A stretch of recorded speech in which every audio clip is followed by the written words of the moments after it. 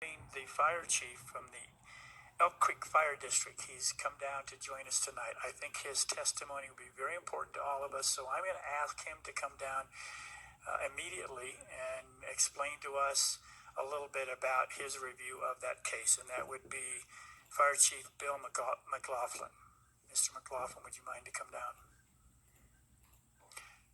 And what I'm going to do is use my authority to allow Mr. McLaughlin some additional time to talk to us about what his department is capable of. He's new to this. I'll let you describe that you haven't had a great deal of time to review this case. Really appreciate you being here tonight on a short notice. So, and you weren't here last week, so you don't know that you get to give us your first and last name, spell your last name, and an address for the record, and then go ahead and offer some. Okay, thank you. My name is Bill McLaughlin. That's McLaughlin. And my address, the address of the fire station there, which would be the best contact, is 11993 Blackfoot Road in Conifer. And I do apologize about any 11th minute or 11th hour comments on this. Unfortunately, we had received the earlier referrals on this, but did not receive a referral on the rezoning. I believe that was sent to the wrong fire district, and we just found that out. And I have spoken on other developments in the past with some of the same issues that we are looking at here now. And I actually spoke to the developer, and I'd like to say up front that, in discussing with him as far as the rezoning goes, this, neither the current use nor the proposed use has too much bearing on the issues that we have, because right now, either what is currently zoned and would be potentially built there, or what is proposed to be built there, are things that we currently have the infrastructure or the staffing to protect.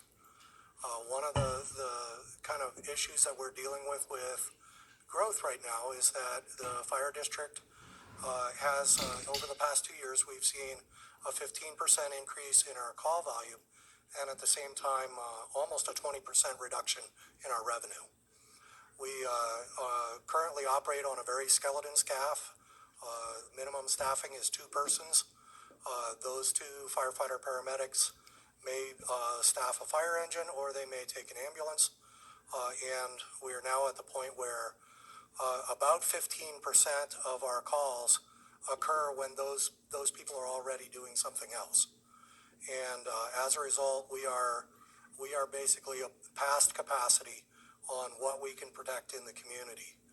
And obviously that's not an issue that's related solely to this development or any other one of the individual developments that have been proposed.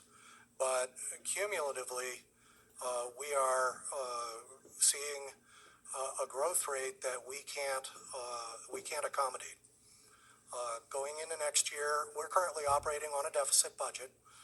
We had to basically take money out of reserve to balance our basic operations this year.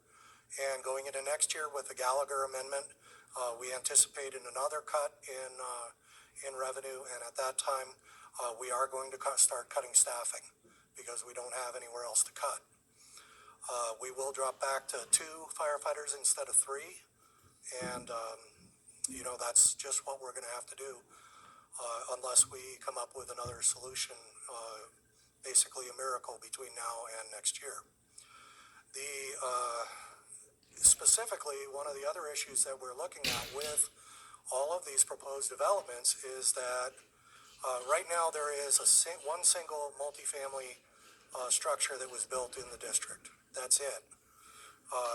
When we start looking at adding more of these structures, we don't have either the staffing or the equipment to deal with them. For example, we do not have a ladder truck. We cannot get to the roof of a multi-story building. We can't afford a ladder truck, and we can't put firefighters on it, so that's not anything that is going to change in the near future. We basically, we're at that transition where we have been for many years a volunteer fire department, and now as we are growing to be more of a somewhat suburban community, we don't have the type of fire department that West Metro or Arvada or Golden have to provide that service. So as we look at these developments, I don't have an answer for you as to how we can have growth in the community and meet that deficit that we have in services right now. We really don't have any plan, unfortunately, because we have very little in the way of resources, and we don't anticipate that that is going to change anytime soon. So as far as the rezoning goes, as I mentioned, I don't know that it makes too much of a difference to us, whether you have, 60 units and a commercial facility or 100 units. Either one of them, honestly, I can't say that we are in a position to protect those facilities. Do you have any questions? Yes, I'm sure we do. Look at your hands, Commissioner Spencer. So what I'm hearing you saying, whether 65 homes go in or 101 multifamily units go in, you're still going to have an issue with providing services if there is a fire. That's absolutely correct. Although, to be fair on that, if you're talking about single-family residences or multifamily, the single-family residences, at least, that's what we do currently, and that's what we're more or less capable of. Multifamily is outside of our current staffing scope. As I mentioned, we don't have multifamily, occupancies in our district currently. Correct. I was reading your comments here in the letter that you provided, and even ladders to reach anything over 30, 35 feet is... Yeah, we have one 35-foot ladder, and that'll get you to about 26 feet. We can't, if a fire starts on a roof on a building any taller than that, we can't do anything about it. Okay, thank you for clarifying that. Thank you. Commissioner Bank. So in our case packet, we have, and I think this came, I don't remember the proper term there, but we have effectively a will serve letter from the district. What is the district's official position on that? Because I'm hearing some contradictory testimony. That letter, which was put out by the fire marshal, stated that it is in our district. Okay. I don't, there's no qualifier to say that we could protect what, anything that could be done in that particular location. And part of that is because I believe that was written several years ago, and we had nothing as far as what was actually being proposed for the location. And honestly, in the last 2 years, we have materially degraded our relative capability as the calls have increased and the revenue has gone down during that time. Okay, well, thank you very much. It's a really unfortunate situation that you're facing, but thank you for coming out tonight. Thank you. Commissioner Hatton. What do you require, if any, for individual fire suppression? For an individual home? For the home or the multifamily building?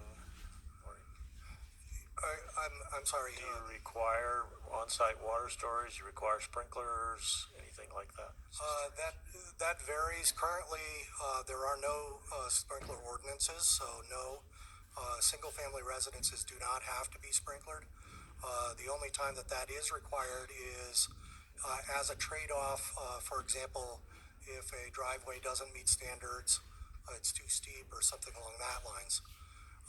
Multifamily, we don't currently have, and I would have to defer to our fire marshal to look at a multifamily structure to determine what would be required in those structures as far as a fire suppression system. Is that something that would be done by individual fire districts as opposed to the county? It's a little more complicated than that. fire districts adopt the International Fire Code and or any other codes that they believe are appropriate, but then those have to be ratified by the county. So at times we have put forward proposals for certain codes, and the county has chosen to adopt or allow us to adopt some of them, and others they have said no, they will not allow us to adopt. One of those that we are currently in discussions with, or trying to be in discussions with, is one called the International Wildland Urban Interface Code.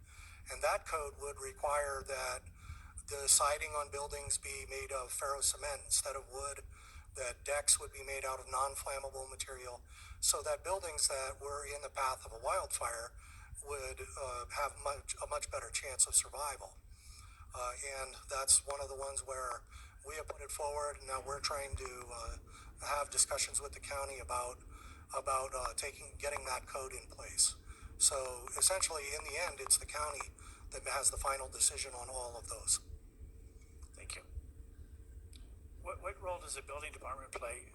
Maybe Nick or Mike or someone can tell me in terms of establishing fire protection criteria beyond what you're capable of doing. Anybody know? Outside of what's in the, recently the county adopted the 2018 International Residential Code and International Building Code. For a residential project, there's nothing more than what's in the code. On commercial building permits, there's an automatic referral sent to the fire department, or on multifamily. I'm not sure that this proposal with the single family attached as townhomes would trigger that. Okay. Nick, one thing you could do to help the group and this commission is, can you show on your map where the fire department's at?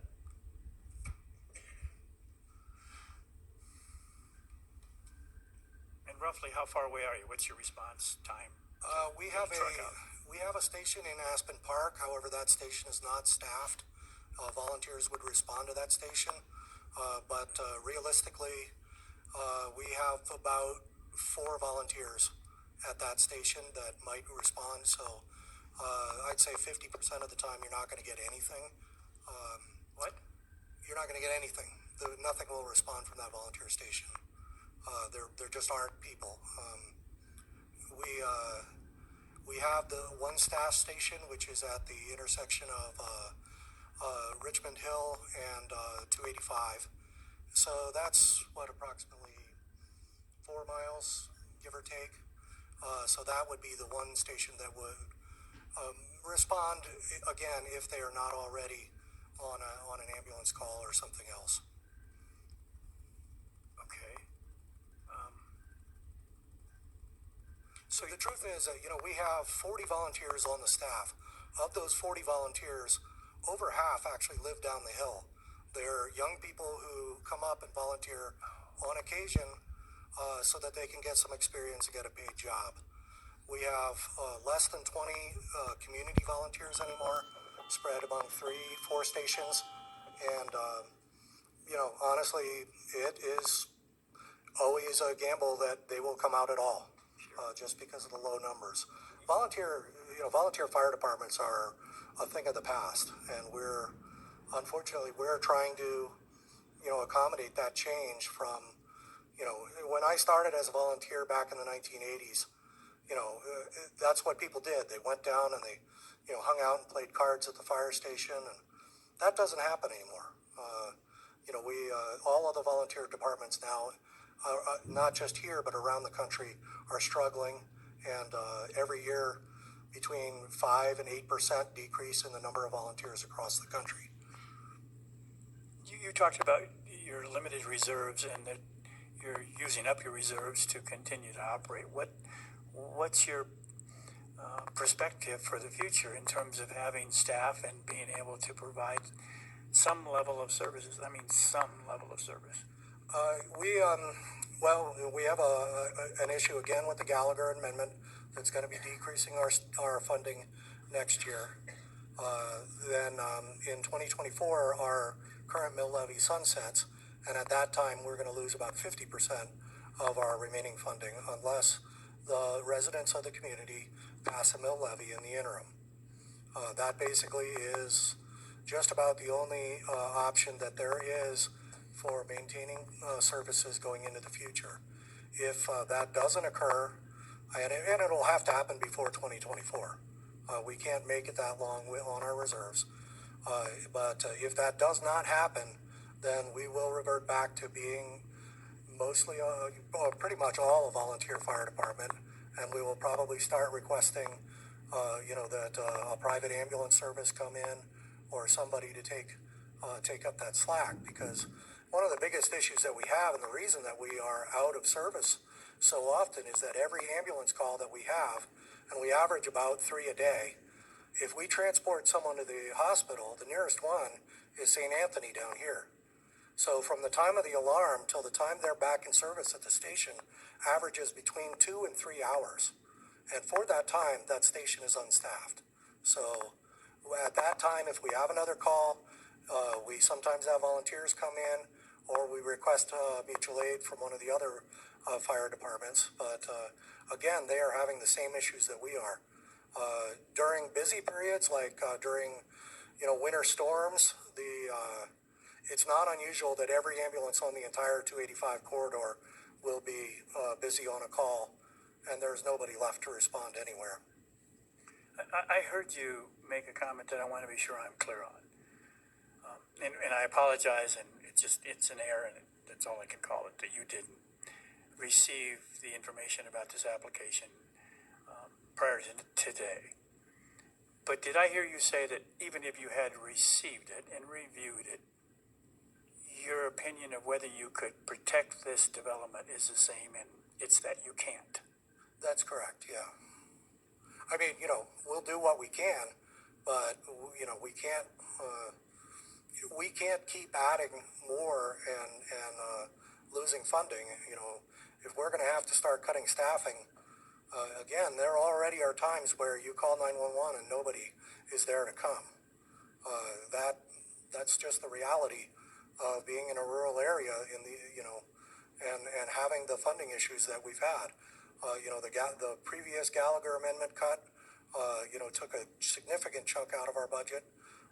We have lost a tremendous amount of revenue in ambulance services, as that's dropped from what was at one time an 80% collection rate down to currently a 44% collection rate. Because when we bill, for example, Medicaid, we bill $2,000 for an ambulance call, which seems awfully high. But when you start averaging it out over the course of the year, that's actually well below what it costs us to provide that. But Medicare is only going to give us $400, and Medicaid will give us $150. So, and now over half of our ambulance calls are Medicare. So we don't get the funding anymore. And this may be a little bit beyond what is within our scope of review tonight, but how do these people get insurance? How do they underwrite a new loan?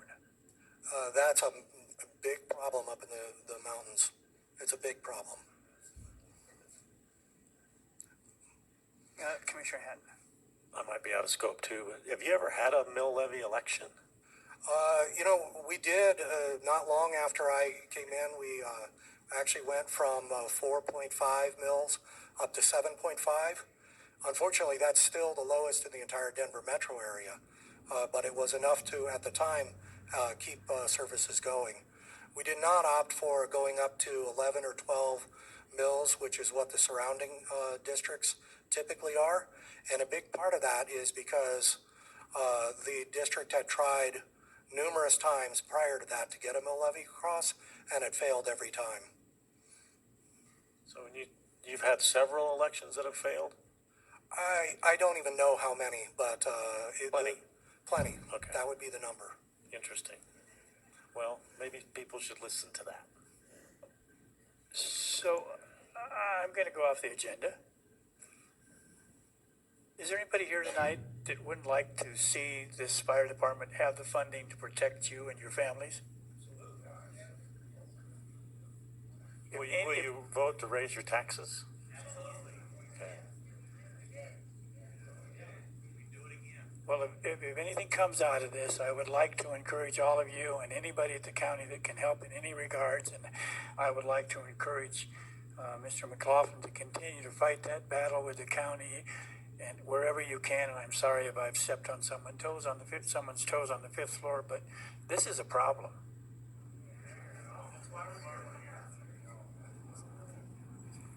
I don't know that I've ever, in my 7 years of reviewing cases at this dais, had the Fire Protection District tell me that they couldn't provide service. And I'm really disappointed.